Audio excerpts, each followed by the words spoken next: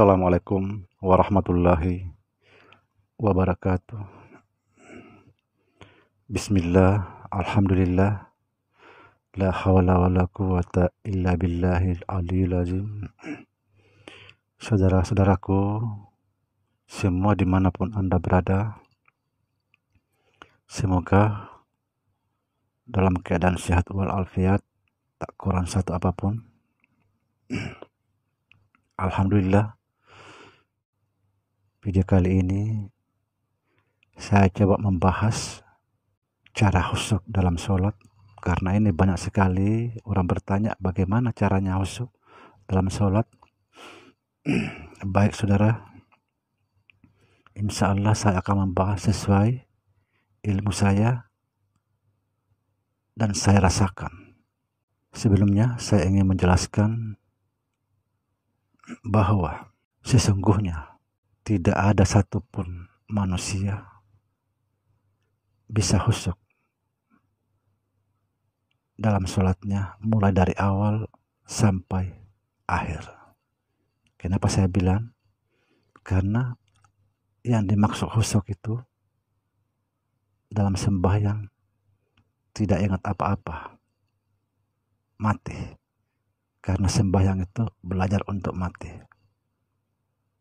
Kenapa kita tidak ingat apa-apa? Karena kita menyatu dengan Allah Subhanahu wa Ta'ala. Setelah kita menyatu dengan Allah Subhanahu wa Ta'ala, kita tidak tahu lagi diri kita dan tidak tahu lagi Tuhan kita. Ibarat mentega dan madu menyatu jadi satu, diaduk, tidak tahu lagi, yang ada adalah nikmat. Subhanallah. Sekali lagi saudara, bahwa tidak ada manusia khusyuk dalam sholatnya dari awal sampai akhir, tetapi bisa khusyuk paling sekitar 2 menit paling lama.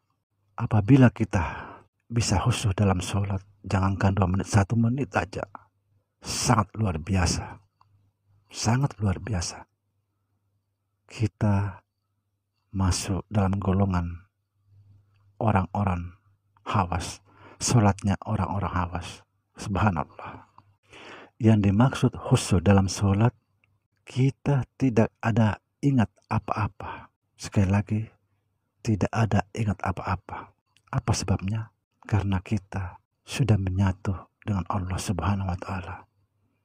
Tidak ingat apa-apa.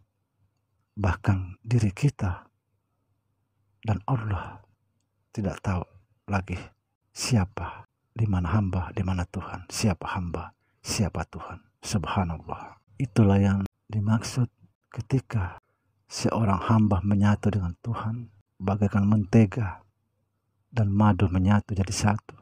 Kita tidak lagi bisa membedakan mana madunya, mana menteganya. Yang ada adalah nikmat. Itulah yang dimaksud anta huwa anta.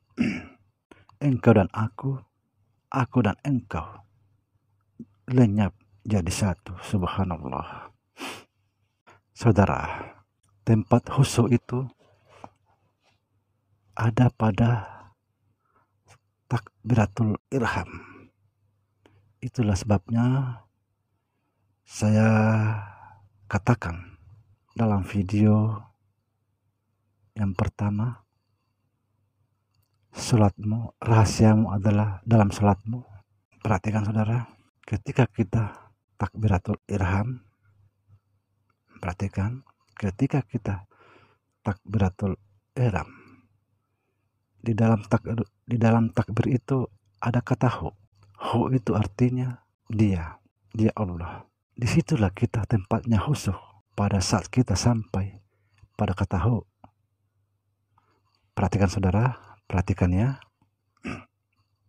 Saya contohkan dengan apa adanya, karena gimana lagi kita berjauhan. Seandainya saudara semua ada di depan saya, insya Allah cepat sekali masuknya. Allahu Akbar. Sekali lagi, Allahu Akbar. Di situ kita hu, pada sampai kita kata hu, kita menyatu dengan Allah. Saya contohkan sekali lagi. Allahu Akbar. Setelah sampai pada hu, pejamkan mata, nikmati. Sekali lagi, setelah kita sampai pada hu, Allahu, pejamkan mata. Kita tidak ingat sama sekali apa-apa. Disinilah kita khusyuk. Disinilah kita menyatu dengan Allah. Hu, dia. Allahu, sampailah kita pada dia. Menyatu pada sampai hu, pejamkan mata. Insya Allah saudara akan tidak ingat apa-apa. Inilah yang disebut khusyuk. Kita sudah sampai kepada Allah Subhanahu wa Ta'ala, menyatu, tidak tahu lagi mana hamba, mana Tuhan. Saudara, perlu juga saya jelaskan, yang dimaksud di sini nikmat bukanlah nikmat seperti kita berhubungan dengan suami istri. Itu nanti di penghujung apabila sakaratul maut. Coba kalau di sini nikmat gimana? Kalau kita merasakan nikmat seperti suami istri dalam sholat, apalagi sholat berjamaah, bagaimana kalau ada yang nggak tahan bisa terteriak? Bukan yang dimaksud itu, saudara. Kalau seperti yang dimaksud suami istri, bagaimana kalau kita berjamaah, orang yang nggak tahan bisa terteriak, ya kan? Bukan itu yang dimaksud. Yang dimaksud di sini nikmat adalah kedamaian, ketenangan, seperti dalam tidur. Tidak ingat apa-apa, mati. Saudara, sholat belajar untuk mati, di mana kita akan menghadapi namanya kematian, sakaratul maut. Mutu qabla antamutu, matikan dirimu sebelum kamu mati. Sembahyanglah sebelum kamu disembahyangi. Apabila saudara mau sholat, perhatikan ini saudara, apabila saudara mau sholat, jangan terlalu lama berdiri baru takbir. Kenapa? Memberi kesempatan iblis masuk ke dalam pikiran kita.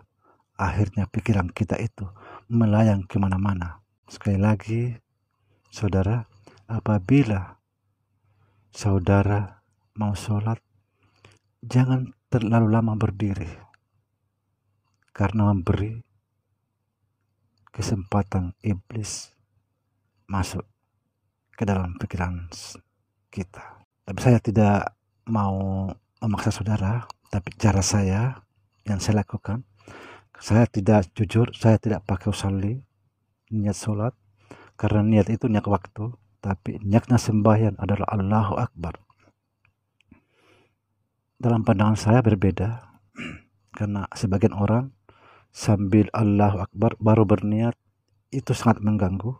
Ada lagi ketika mau takbiratul ihram baru niat. Saya kasih contoh saudara, niat itu sebelum kita melaksanakan sholat. Kalau kita sudah melaksanakan sholat, apalagi berniat, kita ambil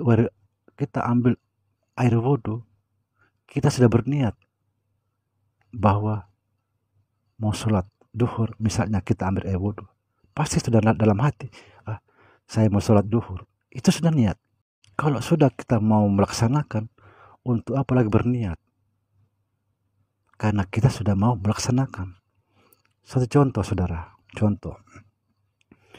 ketika kita mau bangun rumah, sudah jauh-jauh hari, kita sudah berniat mau bikin rumah, ngumpulin semen, ngumpulin pasir, macam-macam kita kumpulin. Setelah rumah dibangun, tidak ada lagi niat. Tapi saya tidak memaksa saudara, karena ini bukan, lakukanlah, cuma ini cara saya. Saya langsung aja Allahu Akbar. Kenapa? Karena tadi saya berwudu, saya sudah berniat. Misalnya wudu ini mau sholat maghrib, ini wudu, itu sudah berniat. Wudu kita karena mau sholat maghrib. Kalau sudah mau melaksanakan, untuk apa lagi berniat? Tidak perlu lagi berniat kalau sudah mau melaksanakan. Karena kita sudah berniat tadi waktu kita ambil air wudhu. Itulah saya bilang saudara, tidak usah lama-lama berdiri. Kenapa? Kalau kita lama berdiri di situ komak kamik, itulah kesempatan iblis masuk dalam pikiran. Akhirnya tadi takbir tadi tidak khusyuk. Demikian saudara, video kali ini mudah-mudahan bermanfaat. Ya, silakan mencoba saudara. Nanti kalau misalnya tidak bisa nanti ya bisa lagi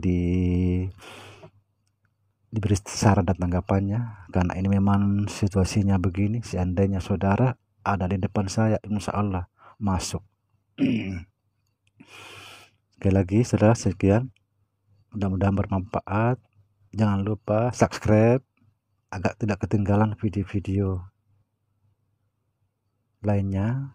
Kemudian video akan datang saya akan membahas tentang rahasia di balik nama Allah yang ke-100, karena ini tidak sempat dimasukkan karena terlalu panjang. Demikian, mohon maaf. Assalamualaikum warahmatullahi wabarakatuh.